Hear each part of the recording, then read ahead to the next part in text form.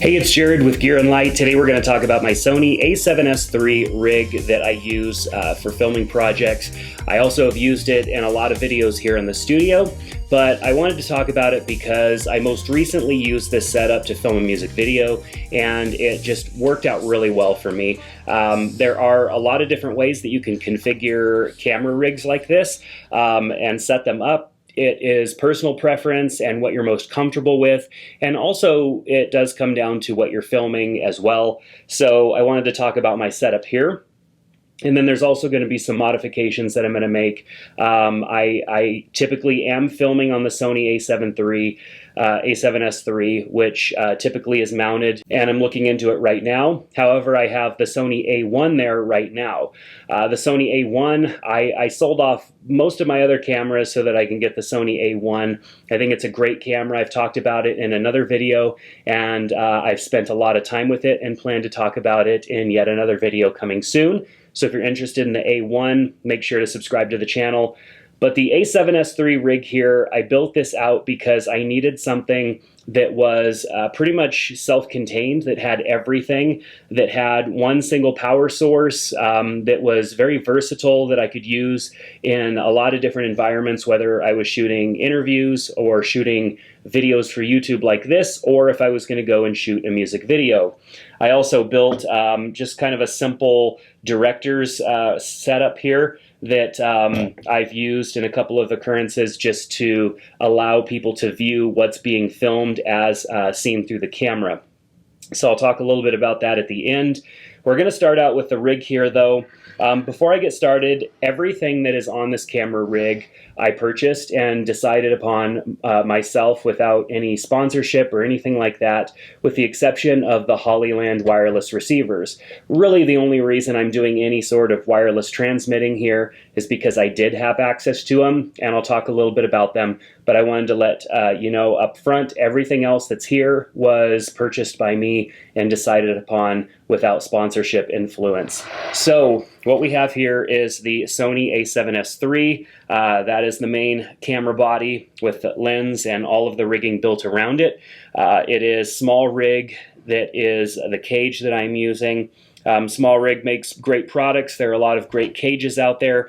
However, I got the Sony a7S III immediately when it was announced. I ordered it, I got it, and small rig tends to just have products available immediately, and that's why I ended up buying them. So I bought, I have the cage here. I have a cable lockdown, and that's important for me because I'm moving this camera rig around a lot. You could even see this, you might be able to see this cable here is kind of beat up because a lot of times, like the way that I hold this camera is either by the handle and by the bottom of the camera, like this, or perhaps I'm holding onto the lens so that I can manually focus it, or I could be holding on with the grip and holding onto the lens, or holding onto the grip and the bottom of the camera. But a lot of times I have the camera like tucked in, kind of under my arm here. As you can see, I've got it tucked. It's kind of hard to see. And sometimes I'm just pressing the battery into my chest and using that as a point of contact as well. So I'm using my body to stabilize the camera a lot of times, and if it wasn't for this lockdown, I probably would have issues here, and I know I'm going to have issues even with this cable because you can't help the fact that you're smashing the cable, and so I have extras of these cables just in case one ends up failing me.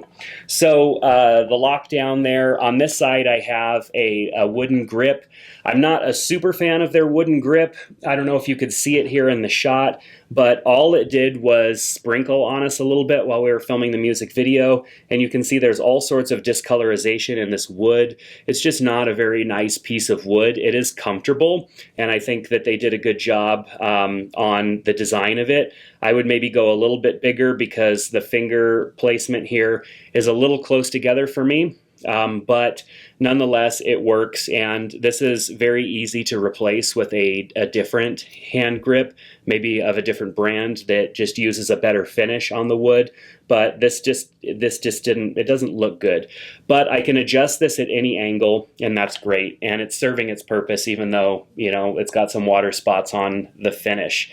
I have the top handle here. As you can see, the top handle is necessary on a rig like this so that I can hand hold it when I'm at rest, when I'm not filming, or of course for those low angle shots where I want to get down low and point the camera in an upward direction. The handle comes really in handy for that. So on top of that, I have the Atomos Ninja recorder. This is not the newest version that does up to 120p. I do have that version sitting down here, and when I build out my Sony A1 rig, which is in a video coming soon, so if you want to see me build out the Sony A1 using Condor Blue and the Atomos with 120p, definitely hit that subscribe button.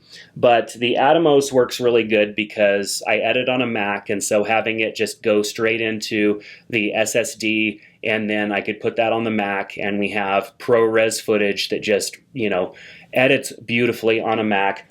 And then I need a monitor anyway, so the Atomos just works out really well for that. And this is adjustable, so it can go at any angle. When I have this camera set up and I am filming with this camera here, I will turn this monitor around so that I have a preview monitor and I could see myself. Right now my preview monitor is up there off camera, so if I want to see myself I have to stare up in that direction. So Atomos, like I said before, I've got the Hollyland Mars 400S transmitter and then the receiver over on this end, and we'll go over this little setup in a moment. This is just mounted on the side here because I wanted it up out of the way. I didn't want it anywhere where I was going to bump it or it was going to get in my way, and I don't always need it on, so I wanted it easily removable, and so I can easily remove it here by just, you know, using this thumb screw, pull the whole thing off, and then it's no longer an issue on the rig. So moving to the back of the rig here, we've got the Microseries Indy Pro batteries. What I like about these is that they have a D-tap out right on the side of them. This plate is kind of a dummy plate. It doesn't do anything other than allow me to mount the battery to it. Most plates are going to have power through these pins, and then you're going to pull power from the plate itself. However, I wanted to keep things really simple, and I like these batteries, and they have a D-tap on the side of them, so I just decided to go that route. So now I need to get the battery back on there. There we go. Plug it back in. Now, right here you can see this kind of breakout box where it has this D-tap goes in, and then I have 3 coming out. And so with these 3 coming out, I have one going to the monitor, I have one going to the camera, and then I have one going to the Hollyland device itself, the Mars 400. And so I don't have to worry about batteries that are in the cameras. I don't have to worry about big batteries hanging off the side of the Mars 400. I don't have to worry about a giant battery hanging off the back of the Atomos either. Of course, on a shoot, I do take batteries that I can mount just in case I have a failure. I have backups. I have, you know, standard Sony batteries for the camera. I've got the Sony NP or whatever they are, big batteries for the other devices, and I'm set. But typically with 2 of these batteries, I can shoot for hours and power everything on the camera and not have to worry about it. So I'll link to everything below as I usually do. Not everything on this camera setup is small rig or Sony or Atomos or whatever. Some of the cables are from different brands. For example, the cable that goes into the Sony is a Condor Blue cable. They make a good battery replacement there with the D-tap out, and so I went with that. So now moving forward on the camera, we have the Irix 45mm Cinelense, which I have kind of fallen in love with these lenses. These lenses are great quality and the price really can't be beat. They're still not super cheap lenses. They're, you know, over $1,000, but under $1,500, and so they're not cheap, but they're built well, and they produce a really nice image. And I've really, before deciding to dive into a lens platform, I mean, they don't have a whole large variety of focal length options, but the lenses are just built solid. The price is really good. You get that cinema look. You get the cinematic qualities from this lens, and the price is just absolutely fantastic. And for me, who wants that but doesn't want to spend $3,000, $4,000, $10,000 on a lens, this gets me there and produces a great image. This little guy is here just because I had a GoPro camera mounted here for some BTS. And then on the front, I have the Polar Pro Basecamp matte box. This is the extended version that also has the additional slot. When we were shooting out in bright sun, I needed to add in a couple of ND filters in here to get enough ND into the camera so that I didn't have to go crazy with settings. And I wanted a shallow depth of field. I didn't want to have to compromise in those areas, and so this matte box allowed me to do that. Right now I just have the variable ND. I have the 2 to 5 stop filter in there, and that's it right now. So I like this newer one. The cover up here is a little bit more solid. The angle that they put here on this lock is better than the original design where it's always hitting. I feel like they learned a lot, and then when they made this second plate, you got some better things going on there, some smarter decisions, but I really like it. I mean, you can't beat this setup for the price. I know there are others out there, but as far as flexibility goes, Polar Pro just did a fantastic job. So moving to the bottom, just so we could see things here, you can see, hopefully you can see this in the top-down camera view. I've got some lens support here because this lens is pretty heavy. Even though there is some support here on the front of the Basecamp, I wanted to make sure that I had lens support there. I probably don't need this, but it's peace of mind. It makes me feel better, and so it's there. And then we're on 15mm rails, of course. I believe these are 12-inch rails. And then I've got a plate on here because I often slide it in and out of the tripod.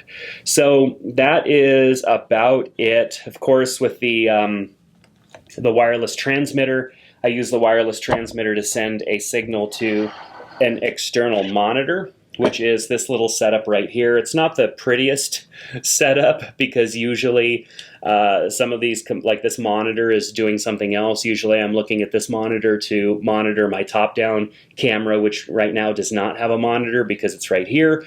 And so I'm, hoping that my shots are fine.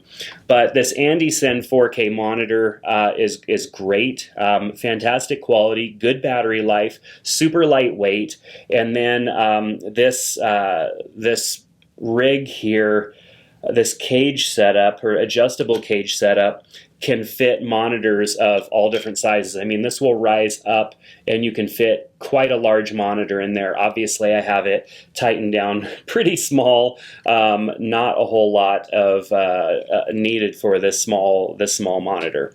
And then, of course, the Mars 400 receiver here on the back, and I have a little swivel on there so that the antennas can go out, so the person doesn't have to be like right next to me, and they can be in a safe space where I'm able to still move around and not have them be in my way.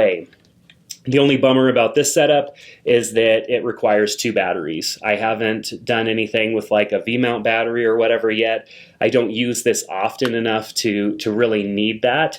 And so I'll just put 2 of the Sony NP batteries, one on here, one on the back of the monitor, and then that usually is good to go for a pretty long shoot, as long as I remember to power down both of these devices when they're not in use. So with the handles here, they're able to hold it and look and monitor the shot and just feel really good about what I'm capturing. And I found that this adds a lot of value on a shoot because Otherwise, they're just trusting that you got what you needed to get. And when you have this and they're looking at this, they're thinking, wow, that looks good just straight out of camera. I can't wait to see how it's going to look when it's finally edited. So this is my Sony a7S III setup here. I've got some changes that are going to be made to it soon. I've got some different lenses, some different things that I want to experiment with. Like I said, I've got the A1 build video coming soon with the Condor Blue setup. I'm excited about the Condor Blue stuff because I haven't had anything of theirs other than a few cables that they make, and their stuff just looks great, and I'm excited to try something different. And so if you're interested, make sure to subscribe to the channel for that. I've got links down below, not only just to everything that I've talked about here, but the music video will be linked up there as well. I've got a few minor little details that I need to finish up in the music video, and then we'll be pushing that live. So I'll be talking more about the process of shooting that in a separate video. So if that's something that's interesting to you, I'll be talking about the camera, the settings, different ways that I held the camera, how I was able to manual focus the camera by myself without having a focus puller, without having any sort of, little device hanging off of the camera that did any focus for me. I manually focused the entire shot, and it ended up working out pretty well, even at pretty much a wide open aperture. So that's going to do it for this video. Thanks so much for checking it out. If you have any questions, thoughts, comments, let's talk about it down in the comment section below. But I hope you're having a great day, and we'll see you next time here on Gear and Light. Take care.